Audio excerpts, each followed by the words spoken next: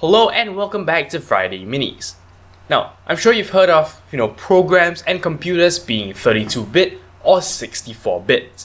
Of course, 64-bit is the new and cool thing, but what really do these mean? And is there really an advantage going for a 64-bit program?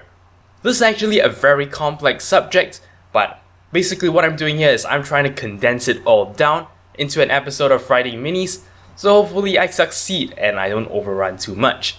First, what we really need to understand is what a bit means.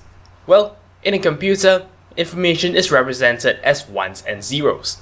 If we want to represent a number, we group a bunch of bits together, and basically every combination of these bits can actually reflect a different number. Let's say now we have 4 of these bits together. Each bit can have 2 possible values, 0 or 1. So the total number of combinations that can be formed by these 4 bits are 2 times 2 times 2 times 2, or 2 to the power of 4. What this means is a number that is represented by 4 bits, in other words a 4-bit number, can have 16 distinct values. Similarly, an 8-bit number can have 2 to the power of 8, or 256 distinct values.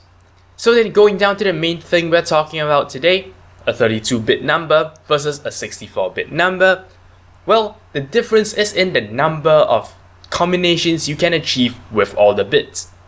2 to the power of 32 gives us about 4.2 billion combinations. Now, that's a lot, and in fact it suffices for the vast majority of applications. However, there could be some issues for extremely powerful applications. You see, on a computer, you have this thing installed called RAM. RAM is essentially memory that applications that are currently running can temporarily store their state. RAM can be read and modified very quickly. You can imagine RAM to be a large series of pigeonholes, and all of them are numbered. The idea is, if you want to access something in a particular pigeonhole, you need to know its address, and then, well, you can actually go straight there and either read or modify the contents. So here's the deal. In a 32-bit computer, well, your numbers are as big as 32 bits can go. In other words, the maximum is around 4.2 billion. What this means is you can address a maximum of up to about 4 gigabytes of memory. And what this means is, if you have 8 gigs of RAM in a 32-bit computer, well, 4 of those gigs are actually not usable at all. A 64-bit computer can represent far larger numbers. In fact, according to Wikipedia, the value is 18 quintillion, whatever that means. Well, there is a rigorous mathematical meaning which I will stick on screen. But yeah, the whole idea is you can address far more RAM.